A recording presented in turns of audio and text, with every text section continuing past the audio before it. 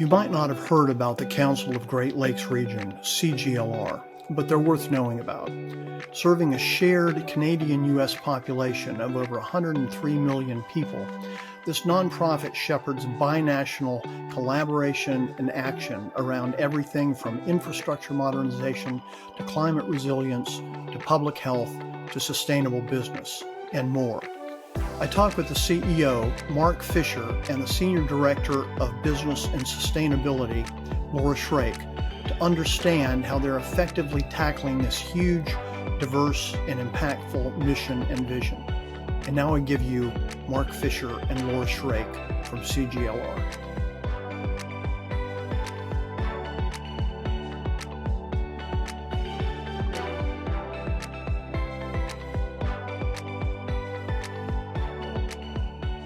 Mark Fisher and Lora Shrake from the Council of the Great Lakes Region. Welcome to the Nonprofiteers Podcast.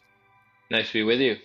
Yeah, it's good to see you both. Well, I was excited about CGLR, and I think we can call it that when my staff brought it to me, because you guys have one of the most amazing mandates I've ever seen. I think it includes economic growth, environmental protection, and individual well-being, which is you're cutting a broad swath. So I was very interested in interviewing you guys. Thanks, Chip. Yeah. So let me start by asking you how Council of the Great Lakes Region got started, how it was founded. Yeah, great question, Chip. So our journey really started about 10 plus years ago.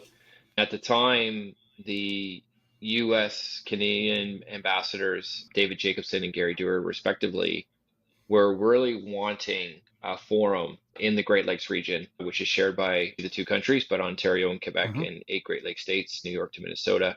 They wanted a forum that would bring together the region's various perspectives and interests across industry, all levels of government, academia, the broader nonprofit sector, to really think more strategically about the Great Lakes region as a shared economy.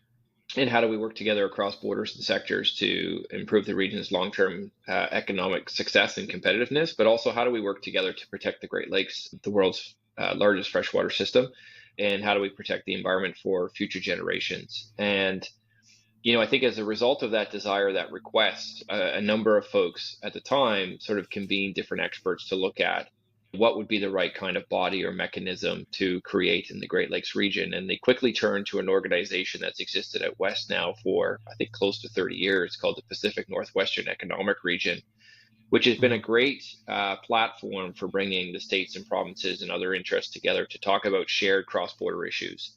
And so ultimately, that was the model that we chose to create the Council of the Great Lakes Region, or CGLR.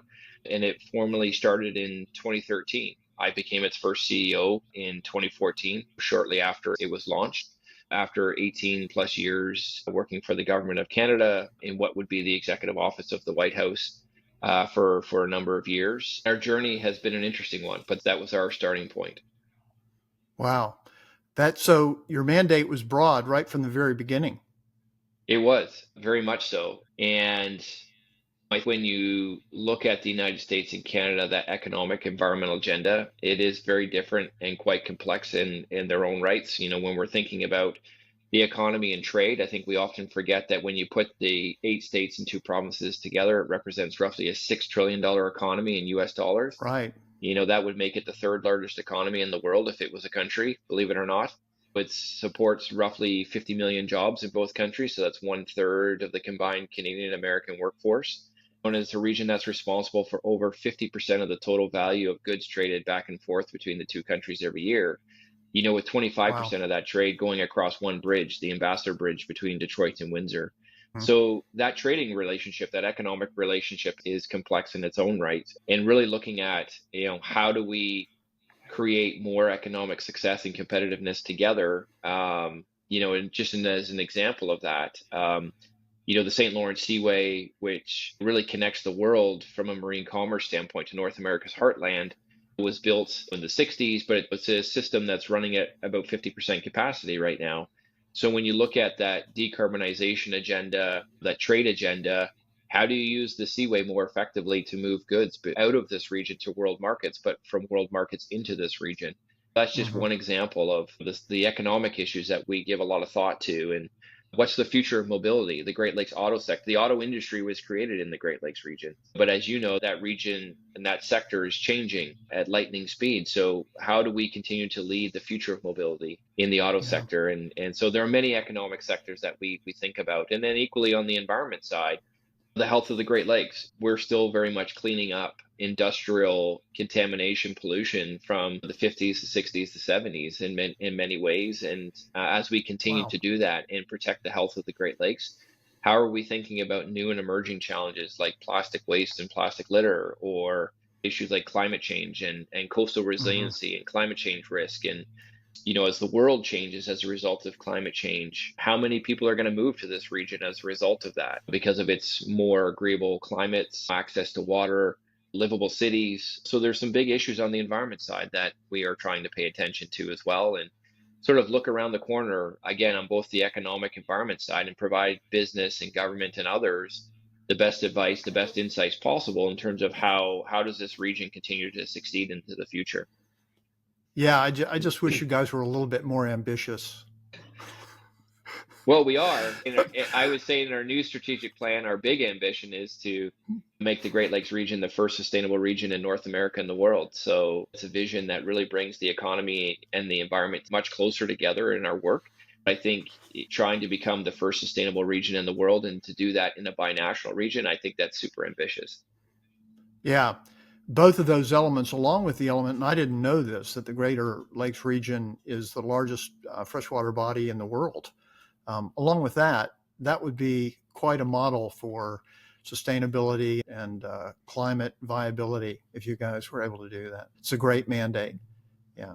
So the mission and vision, I think you incorporated it a little bit there. Talk a little bit about so you're in your mandate, it says economic growth, in environmental protection, and individual well-being. Talk about the individual well-being. I'm assuming that's kind of associated with the economic factors and the climate factors. This region's home to roughly 107 million people. Mm-hmm. Again, if you were to think of that in country terms, that would make this region the 12th largest country in the world by population.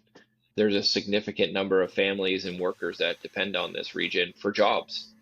But we know that the economy of the past and the economy of late, particularly coming out of the housing crisis in 2008, the pandemic 2020, people have experienced that economic development, that economic growth in very different ways, right? And so Mm-hmm. for us, it's trying to think about, as we grow the economy, how do we make sure that we're thinking about individual well-being and prosperity, and that Mm-hmm. everyone has an opportunity to fully participate in the economy of today, but more importantly, the economy of the future. And that hasn't always been a top of mind issue for government policymakers and for business.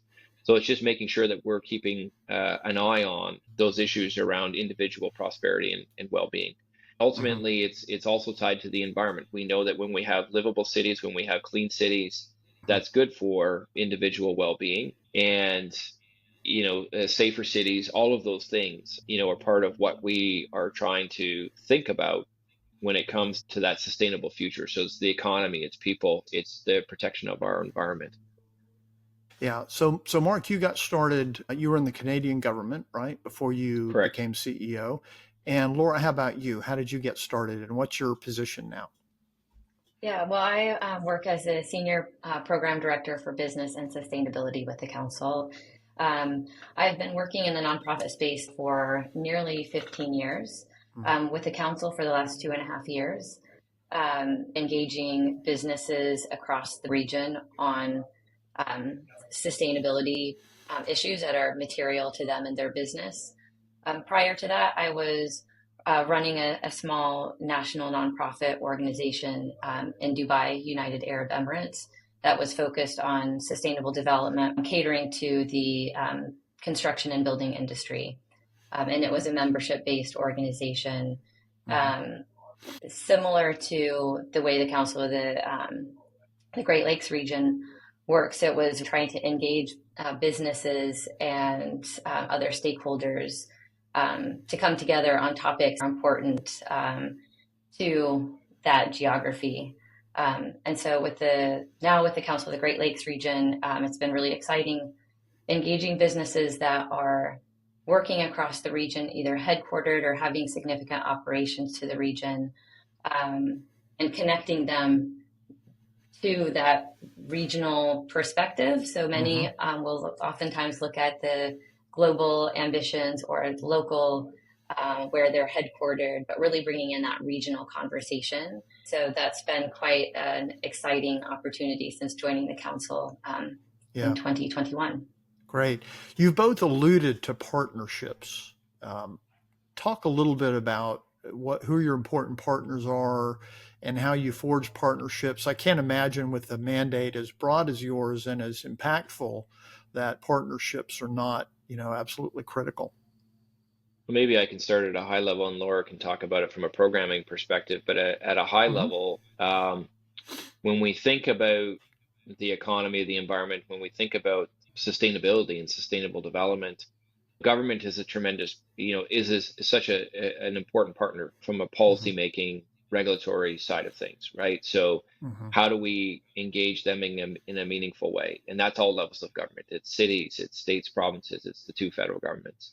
Businesses, obviously, through their strategies, their investments, their operations, is a critical voice and partner and collaborator in the conversation around sustainability. And it's reminding them that it's not just about environmental protection, it's the economy, it's people. But obviously that's a critical partner to have at the table, to have their perspective shared on, how they see the path forward. And then next, from a higher education standpoint, we have one of the largest clusters of higher education in the world, right? And some of the, sort of leading research institutions. And there's a tremendous amount of thinking and research that goes into these issues, but it doesn't always get into the domains in public policy discussions and debates or in front of business leaders. So we serve as a great translation point where we can bring some of that emerging science and understanding into this conversation around business strategy and policy making, right? So obviously the universities and colleges are an important partner. And then lastly, environmental groups and activists and making sure that we have sort of a complete perspective with industry and government at the table. And that is a healthy tension, right? And it's trying to create that forum with all those different perspectives and interests where we can share in a conversation about our concerns, but more importantly, try to envision what a different future might look like. And ultimately, how do we work together on trying to achieve that future? And I think the traditional way of doing business is you fight it out in the corridors of state assemblies or Congress. And it's full of tension. It's full of conflict. And this is a work in progress. But I think the collaborative forums that we're trying to create, I think, are a better way of creating policy, or a better way of creating more sustainable business, more sustainable cities, more sustainable jobs, protecting the environment. I think the proof is in the pudding. I think with time, we'll see if that theory of change is right in terms of how do we create that more collaborative environment where we can think about these big issues from a regional perspective, but we can also work together on solving them. Right. So again, given the big mandate, where do you draw the line between in-house resources and external resources that you have to rely on? So for example, for your program work, do you have environmental experts on board on your staff at CGLR, or do you rely more for external parties, academic institutions, whoever? For a pretty small team in-house, we do rely quite a bit on our partners and other stakeholders across the region.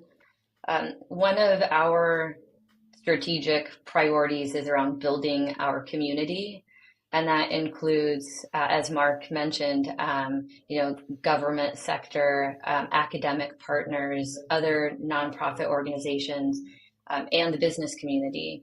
And so we tap into the expertise that already exists within the region. We know that there's a wealth of knowledge here in our backyard, and so we really tap into that. That's part of the engagement process.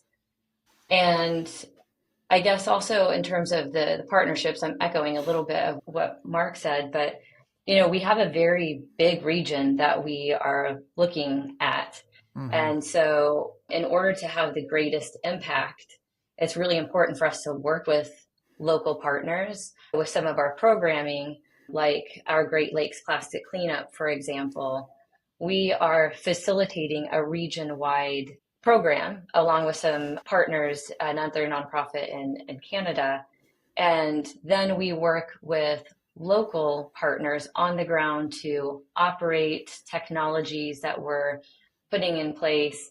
They're engaging their community. And so we have this sort of approach where we can go from the region wide down to different local city, county levels where we're able to engage and impact on different levels. Yeah. And partnerships is we wouldn't be able to do that without having those right partnerships in place. Yeah, absolutely. And the expertise is out there, and your mandate is broad enough so that you need expertise in a lot of different sectors, I would think. So trying to replicate that in-house is expensive, and pulling funds raised, away from potential beneficiaries, right? So even if you had to pay for partnerships, that might be more efficient than trying to cultivate your own in-house expertise. Given the mission, the mandate of our work, yes, we'll need to grow. We'll need to have more in-house expertise, but we have collaboration in our DNA and its core. The partnerships that we develop is core to achieving our mandate and advancing that work. And so we fundamentally believe that, through those organizational partnerships and those local collaborations on projects, we can certainly get further faster on a lot of the work that we do, right? Yeah. Like you suggested, Mark, it creates a tension because, cultivating partnerships is tricky. And the more partners you have, the more you have to manage. But on the other hand, trying to do the reverse and garner all of your expertise from in-house it seems like a nightmarish approach. So kudos to you guys for it is. And I think, you've touched on an important issue that I've learned in my time in the nonprofit sector. It can be just as competitive as the business sector in producing goods and services. People are very protective of their mandates. They're very protective of their members. They're very protective of their funders.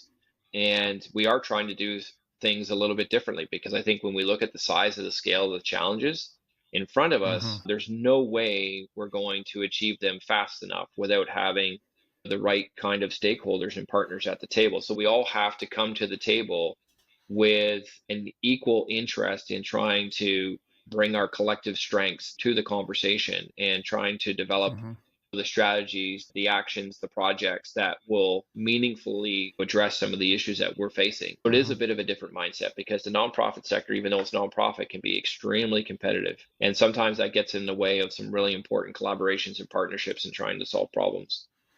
Yeah. I thought when I left the private sector, and I was pretty high up at Lotus IBM at one point, I thought it'll be great to go to a nonprofit where things are less competitive and more collaborative and people aren't focused on shareholder value, but issues like social justice and economic goodness and et cetera. And I was partly right, but I was mostly wrong. Yeah, it's just, people are the same, whether they're in a nonprofit or they're in a company that's working in the private sector. And, so. When you have limited funding to go around, there's a reason for that competitiveness. But I like to think that if we can find ways to complement each other, then we can still have that impact we're looking for without having to be too competitive. Yeah, nonprofits have donors. And the private sector has customers. If you don't do a good job at describing your work, marketing, we could say, in the nonprofit area, you lose your customers, you lose your donors. It's a little bit of a crass comparison, but there are a lot of more similarities than there are differences. Yeah, I would also say that for the partners that have been involved in our work to date, they've really appreciated the format, the forum that we've provided. They've really appreciated the fact that on a lot of issues, there's an ever-growing list of white papers and studies on this issue to the point where we've kind of almost already overdone it in terms of overdiagnosing the issue. And I think a lot of partners that we work with really want to start focusing on the doing part, the impact part. And I think ultimately in trying to do that, we know that we need to have the best of academia at the table. We need to have companies that recognize the challenge and want to be a part of solving the problem. We want to have government voices there that know how to move this issue through government from a policy and legislative standpoint. I think that collaborative forum at the end of the day is going to become more of the norm, I think, just given the scale of the issues that we're trying to confront, whether it's locally, regionally, or even globally. Yeah. Well, you guys are setting the example. So how do you gain alignment? Because alignment is so important for, whether you're in the private sector or your nonprofit, so important for growth, for efficiency, for morale. How do you gain alignment when you have all of these different partners? Yeah, maybe I'll start and Laura can add from a programming perspective. I think the first part is admitting that you've got a challenge, that you've got a problem. I think one issue that I can highlight as a recent example is the work we're doing around plastic waste and plastic litter and pollution. I think globally we recognize that there was an issue, particularly in the Asia Pacific. I don't think there was a recognition in the US and Canada that we've got a plastic pollution problem in the Great Lakes. And so that's where we're able to translate some emerging science in our higher education institutions into the public domain to raise that awareness. I think it caught a lot of people by surprise. And then similarly, doing some additional research around how much waste we are generating as consumers and how much of it still has value, but is being lost to our landfills and not being circulated back into our economy.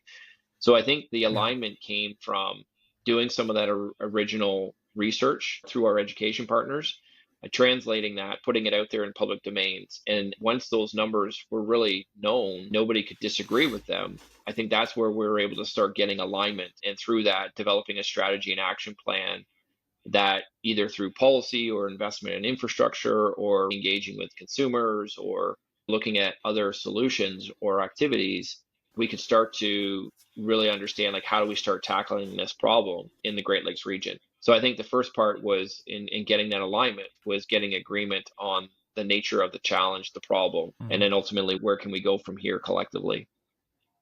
Laura? Laura, how about you? Yeah, that piece on building our community that I mentioned, that's an important part of it also. There's a lot of outreach and engagement with different sectors and different players to understand where they stand on issues, to make sure that we can bring that alignment. All of our programming is cross-border, cross-sector. We're bringing all those different perspectives and voices around the same table so that we can find that alignment moving forward. Yeah. Yeah. My experience too is that if you get the earlier you can engage partners who are going to be impactful, the better educated everyone is, the more aware of viable solutions everyone is. You're just creating an environment where tension's unavoidable, but maybe there's a little less friction, as opposed to bringing people in at the last minute where, you might not.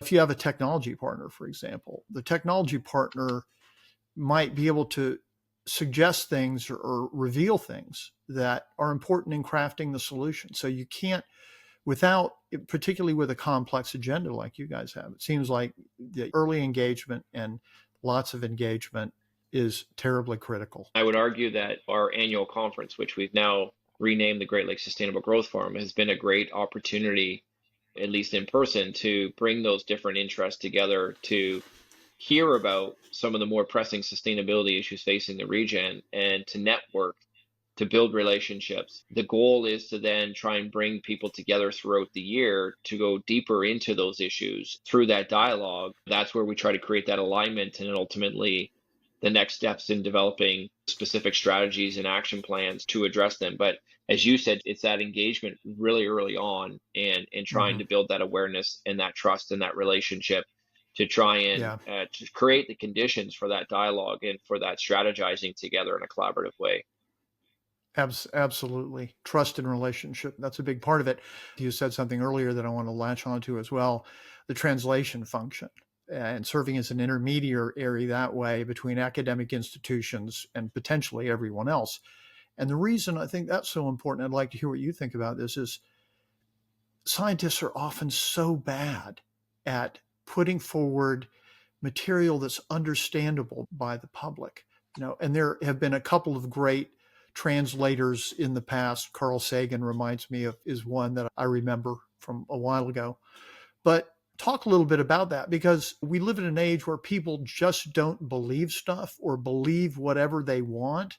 And particularly in the arena of climate change, being able to translate the concerns and also how those environmental concerns are going to impact the economy or going to impact individual well-being. I think to that piece, it's making sure, like, just knowing the audience and using the right language, the right terminology that speaks to them, because there's always common ground.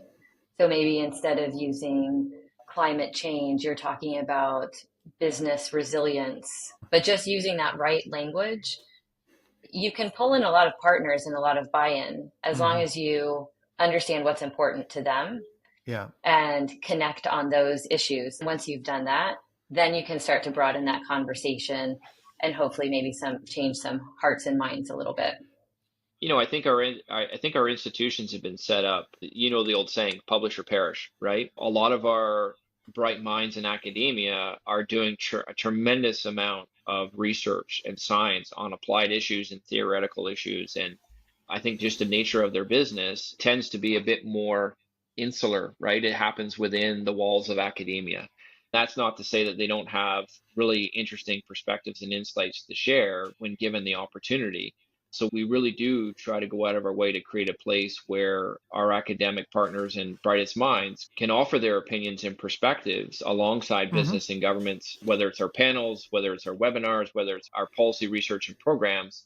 We try to provide that platform where they can easily engage. And in fact, we have another initiative called the Great Lakes Higher Education Consortium, where we're trying to build a network of institutions that share an interest in facilitating greater collaborations between the institutions, but also bringing their know-how and their science and the findings from that science out into more of the public domain and into the issues and the discussions that we have. Yeah. Have either of you read any Robert Cialdini? He wrote a book, famous author about persuasion, the art of persuasion and gaining alignment. And he just wrote a book called Persuasion. And Lora, without knowing it, you just cited a principle of persuasion, which is unity, create the sense that you are not that different from the person who you are trying to persuade or educate, right? And so if you use the word climate change and you're talking to a climate denier, that's not going to be effective. But if you use the word business resilience or something, so that's very good. Robert Cialdini is the author. What are the biggest challenges that you guys have faced, say, since you came on board, Mark, or since you came on board, Lora? Cite 2 or 3 of the biggest challenges that you've had and how you dealt with them. Well, for me, when I look back at 10 years, there's certainly things that I would have asked differently before taking on the job, right? And it was a new organization, right? So I knew that getting into it. But obviously for nonprofits, because I spend 80% of my time chasing money, how much funding is there to support your mission and your mandate, right? And I think it's a constant exercise in trying to find funders and donors that share in your vision, your mission, and want to be a part of a shareholder in that impact that you're trying to create. So that funding piece is a constant challenge, right? And trying to scale and grow and have the right internal expertise, but also for a collaborative organization, like how much do you grow versus how much do you collaborate, right? And finding that balance is another area that we pay attention to quite a lot. And then I think the third one for me is board governance. Believe it or not, we have a board that's run by volunteers.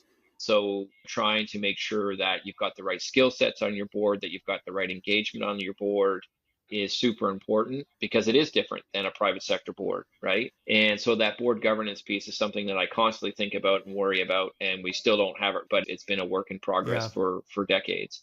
And I think similarly, and we're unique in this way, we can thank the IRS and the Canada Revenue Agency for this, but because we straddle the Canada-US border, we need legal entities to operate in the US and we need legal entities to operate in Canada. And so for us, how do we do that, but also have these organizations sort of working towards that overarching common vision and goal, right? And so how do you do that across different entities has certainly been both a challenge and an opportunity to figure out how do you work across an international border in a way that allows you to advance that mission and that mandate. Yeah, you're in good company, Mark. Everyone says that fundraising and board governance are are challenging. I just had a guy on who was the executive board member at Mercy Corps when I was there as the CIO CTO, and a brilliant fellow. And he talked a lot about the board roles and how tricky that is and how important it is to get, as you put it, get the work in progress right. But it's also refreshing to hear you acknowledge that, because there's no such thing as a finished board, a finished organization. It's always better or worse, right? Mm-hmm. Particularly in the world, as quickly as it's changing, your board membership might need to be updated, or expertise might need to be updated pretty regularly. So yeah, well, it's constantly evolving, right? But I think for us, because we are a small organization, as Laura said, is how do we be mindful of the fact that we are small, but we're also trying to put in place the good governance that whether you're 5 people to 50 people to 100 people, you're following best practice. And in best practice for a team of 5 people can be a lot when you're trying to organize that alongside the day-to-day impact stuff. And so I think, again, as we grow a little bit more, that work becomes a bit easier because you've got other expertise in-house that can help manage that. But most days, I'm the CEO, I'm the director of finance and accounting, and the chief development officer. We have a director of fundraiser, but we're all playing double-hatted, triple-hatted roles in many cases as an organization. And so I think as we grow, one thing that I'm trying to pay attention a lot more to, especially since we're virtual, is employee well-being, and making sure that as we grow, knowing that each and individual member of the team is probably doing their lion's share of the work plus more to make us successful, right? And that's just the challenge that comes with being a smaller nonprofit. Yeah, and it comes with being remote. Being remote, yeah, for sure. Yeah, although in some ways for remote dynamics, the pandemic was not a bad thing. I hope no one takes that quote out of context. The pandemic was a terrible thing, but it was a challenge, and it helped us grow in some ways. And the remote working aspect, I think more people feel comfortable doing this kind of thing, using Zoom to communicate. And you can still develop trust and rapport with employees if they're remote. So yeah, it's definitely harder. And Laura can probably attest it's harder, to that. No question. But like it is definitely harder. And I think, again, you need to create those opportunities where you can be in person. And hopefully as we continue to grow and have more resources, we can find more opportunities to do that. Yeah. So we're kind of making the best of a virtual world as best we can. Yeah. Laura, how about you? What are the 3 biggest challenges, or 2 or 3 that you've faced over the years you've been there? Yeah, well, I would say I would certainly agree with Mark in terms of resources, just being a small team, and of course, always chasing funding. And with the ambitions that we have and the program areas that we're trying to develop, just how much can we do with the resources that we have, but showing that we're delivering something to those who are funding the work. So just trying to find that balance. And also, I think sometimes because we're ambitious, making sure that we're not trying to do too much and then we only are scratching the surface, because we do want to get to some depth. So trying to find that right balance of how wide, how deep to go with the programs as we're developing them and building them. Yeah. And then I would probably say communicating our impact, communicating what we're doing, making sure that over the last couple of years, we've done a really good job at starting to increase that communication to our audience, but making sure people know what we're actually doing, why we're doing what we're doing, and how we're going to get to that goal and what we've accomplished so far. Because I think that we can do great work, but if people don't know what we're doing, then we're not going to be able to sort of grow that impact. Yeah, great insights. And I like the challenge that you put forward, Laura, of going at the right depth, because obviously your agenda is very broad. But if you go too deep on one thing, then you've consumed all your resources, or you're not balancing the entire agenda. So that must be a challenge for you guys. Yeah, it is. But I think it's also important to understand what our stakeholders are looking for also. Mm-hmm. And so having those ongoing conversations with those who are funding us, but also those who are partnering with us on the work that we're doing, Mm-hmm. making sure that we understand the expectations and how can we do that and still hit that mandate that we're looking at. So given the challenge you just cited, do you guys believe in pilot projects? Do you run pilot projects? I live and breathe by pilot projects. So, That's good to hear. yeah. Yeah. Pilot projects, fail fast, learn, Yeah. right? And really trying to, from that, I think that's where we find out the best pathway forward on some issues. Just for an example, right now, we just, with some funding, started up a pilot project looking at the secondary processing of flexible plastic packaging and films. Kind of a novel idea, small scale research unit that we were able to find and get started in the Chicago area.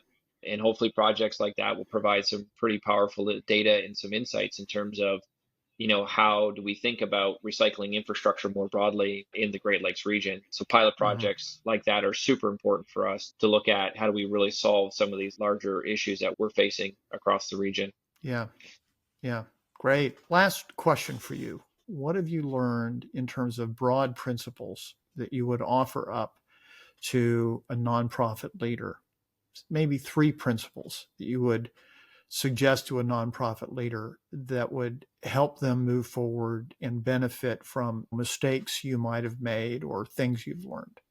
Well, I would say probably the first one that comes to mind is knowing your why, remembering your purpose, because it's very easy to, you're everything if you're starting up. So keeping that why and that purpose at the core of everything that you do. Also remembering that not everybody shares that why and that purpose. And so when engaging those that you need, to make sure that you are communicating to them in terms that they can relate to and that they can get excited about. And then, yeah, I think that would probably be sort of, I guess, the top 2. Those are great. So clarity on mission and vision, and then communicating, as you put it earlier, with your audience in mind, right? Exactly. Communicating about what you do and generating excitement to different groups in a way that's absorbable, I guess. Yeah. Right. Mark, how about you? What would you put forward? It's a great question, and certainly cannot argue with what the advice that Lora has given. I think it's spot on. I think one of the best books I read sort of 3 or 4 years in was Getting to Maybe. I don't know if you've heard before. Oh, sure. But I think I've read that 2 or 3 times. And I still think that we're getting to maybe, even after 10 years.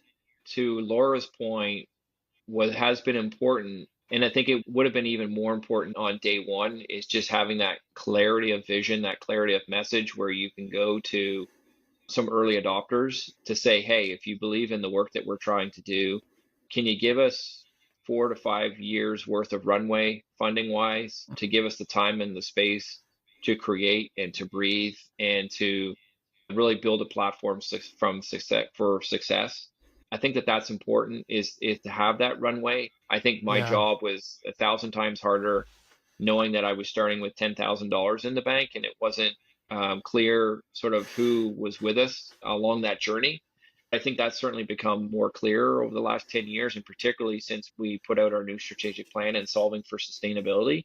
So I think, again, it's having that clarity and that message, and it's finding a group of partners who believe in that and who are willing to give you a long enough runway to get off the ground as a nonprofit. There are some issues that it's easy to pull people around, like certain causes or whatever. But because ours was so broad in terms of the economy, the environments, the Great Lakes region, Canada, US, I think that those partnerships needed to be a bit more defined early on and to get them rallying behind the work that we were doing and to create that time and that space with the funding to grow, right? But I think we're finally getting there even after a decade. But I still think we're, in many ways, we're still getting to maybe, and maybe that's just a constant, that's going to be a constant throughout this career and throughout the work that we do. Yeah. Well, as Pema Chodron says, start somewhere. Start somewhere, and That's make right. progress. And good stuff takes time. It does. So I've heard from a lot of nonprofit leaders, I've heard patience, setting expectations, both things you just talked about, Mark. You just Yeah. reminded me of an important point is and it's really hard to see this in the moment. It's only when you really look back retrospectively that you can see it and understand it, is that there are going to be extreme highs and there are going to be extreme lows in the nonprofit world. And I think it's just understanding where you are in that growth as an organization and just having some perspective. It's just trying to step back from yourself and just say, oh, okay, like this is a natural cycle. I know where I am, and don't be afraid to talk to other mentors, to other organizations. People are always willing to give advice, but just that it's a natural thing to have a high, to have a low, to be somewhere in the middle, and just be able to step back, have perspective at any given moment about where you are in your work and your journey as an organization. Because you will get all of the feelings in the nonprofit space, and that's one of the most rewarding, I think, aspect of it. But I do think it can be struggling for nonprofit leaders, particularly small, medium-sized nonprofits, if they just get caught up too much by those lows and those highs, and they're not able to balance those feelings and those pressures and those anxieties on a day-to-day basis. Thank you, Thank Mark. you. Thank you, Lora. It's been such a pleasure to talk to you both. And please let me know if there's anything I can do to help out CGLR. I would love We're always looking for a dollar, Chip. Okay. And where should people who are interested in supporting you, where should they plug in, on the website? Or? Yeah, for sure. Okay. Yeah, so it's Yeah. councilofthegreatlakesregion.org. We are just in the process of overhauling it over the next month or so. But councilofthegreatlakesregion.org is where people can learn more about our work and to learn about how they can get involved in our work. Great. Well, it's been the optimism you guys have is palpable, and it's been really fun talking with you. Thanks, Chip. Thanks so much, Chip. Okay. Take care. All right. You too. Bye.